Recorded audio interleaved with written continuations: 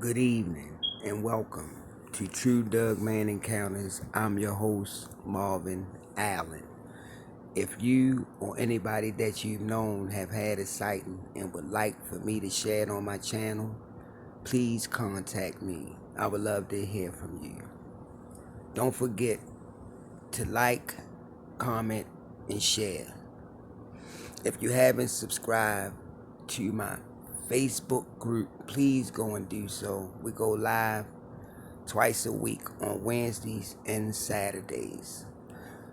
Like I said, we got a lot of new stuff that we're gonna be doing this year. New eyewitnesses, new encounters. We're gonna keep it fresh. That's one thing about what we're gonna do. We're gonna keep y'all with something new.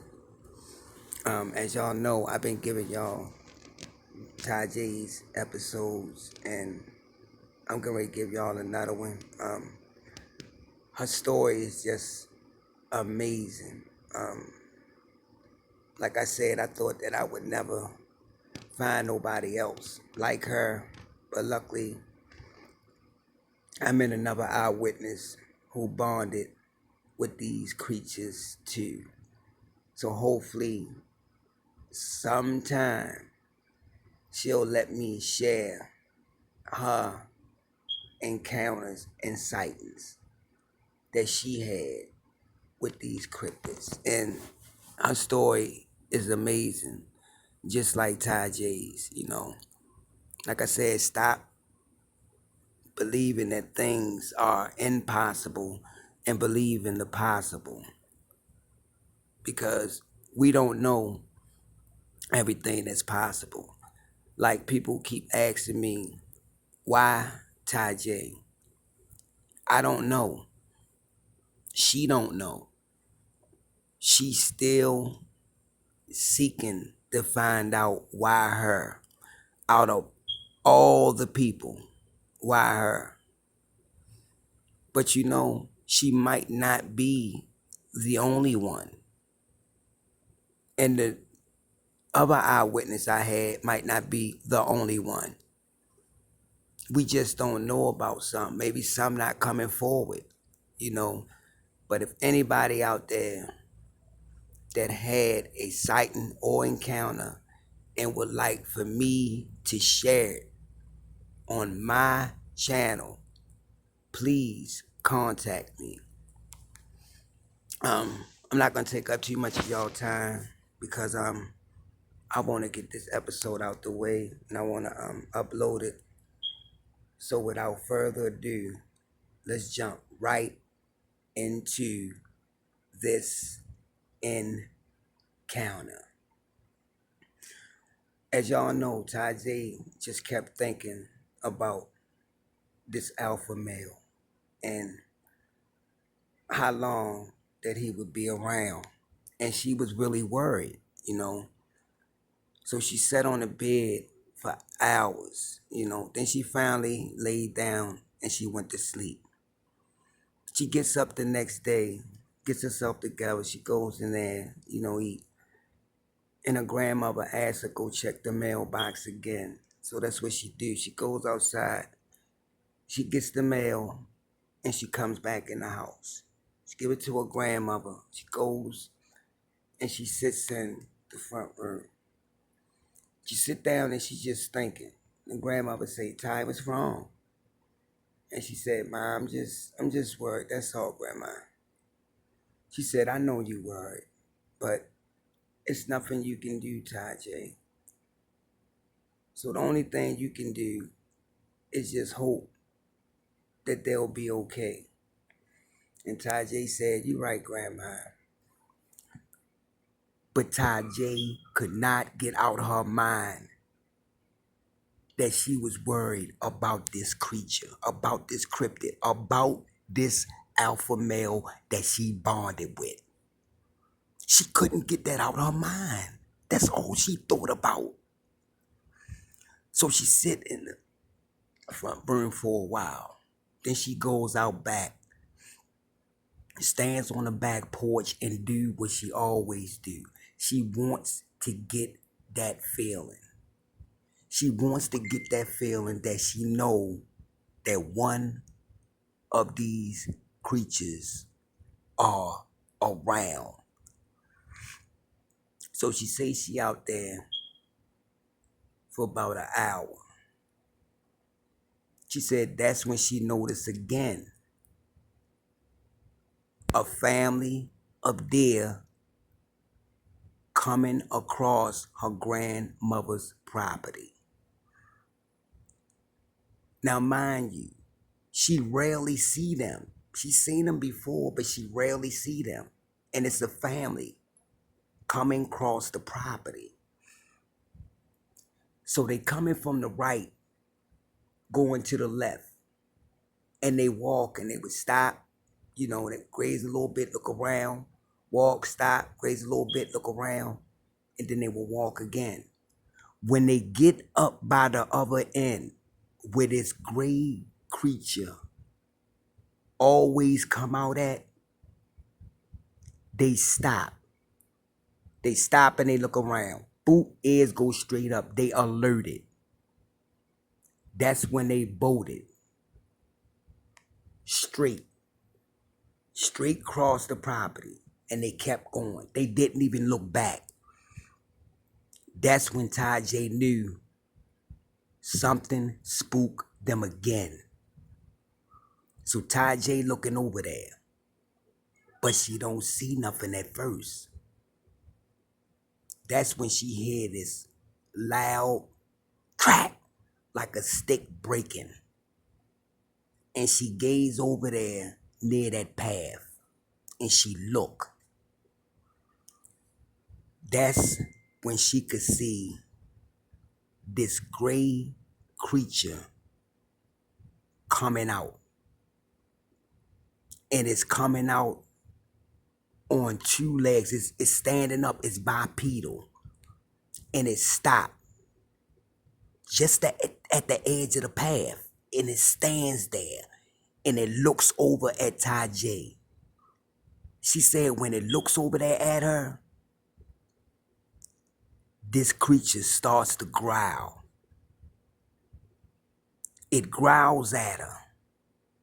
She said it was so loud that she could feel it. That's how powerful it was. That's when she said this creature dropped to all fours and it turned and it went back into the tree line. Now, mind you, Tajay knew something wasn't right. She said she got this feeling that something wasn't right. She's staying out there for a couple of more hours. She don't get that feeling. She go in the house. Tajay say 3 days pass. And she out there on the 4th day. When she out there on the 4th day, bam, she gets that feeling. She gets that feeling that one of these creatures is around. She looks over and up into the tree line. That's when she see the alpha again. And it's walking even slower. She says she know this creature's going through pain, it's hurt. And she said it lost a lot of weight. So it comes out and it stops about 5 feet out of the tree line on the property. And it sniffs the air. And when it sniffs the air, she said that's when it turns to its right and it looks in that direction of where that gray creature at. And it just stares down there. Tajay said that's when this gray creature walks out the tree line again. And it stares at this alpha. And it starts to walk in its direction. The alpha turns and it faces this great creature. Tajay was hoping and praying that the other two would come. She said that's when this great creature just took off running. She said the black creature couldn't even run. It just stood there. And the great creature just got down there, she said, and just started attacking this black alpha male again. She said, and it was clawing, and it was scratching, and it was biting, you know. She said the black creature tried to fight it off, but it couldn't. She said that's when she hear running, coming through the tree line. And she could see the other two black creatures break the tree line. That's when she said this great creature just took off and bolted. She said she never seen nothing like this before. This great creature took off and left. The alpha male, bloody, making noises she never heard before. She said that's when the other two came out. It came out and it was sniffing it and it was smelling him. The black creature, it dropped down to all fours. And she said this creature could barely walk. And the other two stayed on the right and the left of it as it limped away and went into the tree line. Tajay said the way that this great creature attacked it, this alpha this time, she had a feeling that she wouldn't see him no more.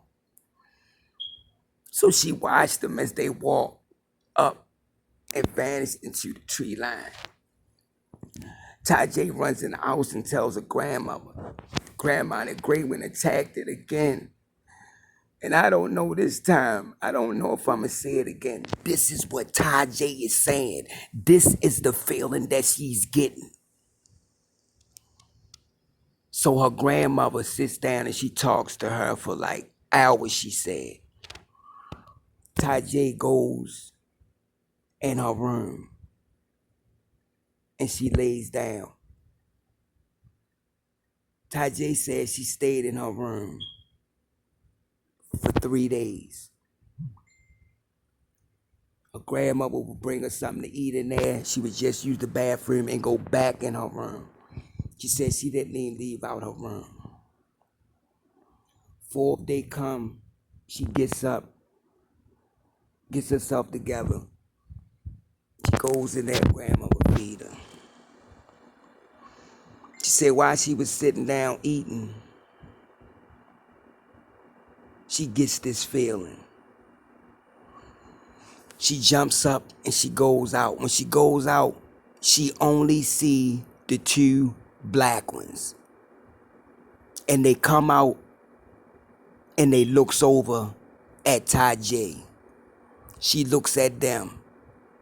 Now Tajay wondering, where's the alpha? Is it all right? Will it make it?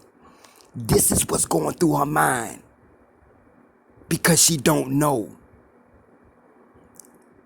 They stand there and they stare at Tajay. That's when one of them walked across the property and it stopped about halfway, what Tajay said.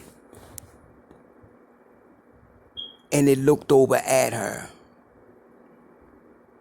And it looked over at her, and these is her words. She said it looked over at her like it had concerns. Something like that. She really couldn't explain it. But she said it gave her this look like she really couldn't say what it was thinking because she didn't know. It didn't talk to her like the alpha, but it just, the look that it gave her, you know, made her, it just made her feel even sadder.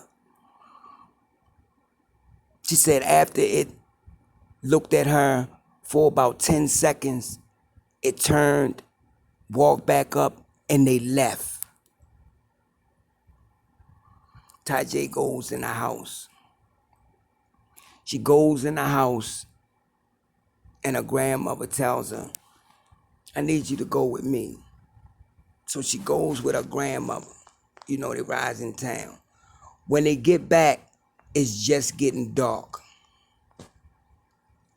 So they goes in the house. They takes the stuff in, what the grandmother went to go get.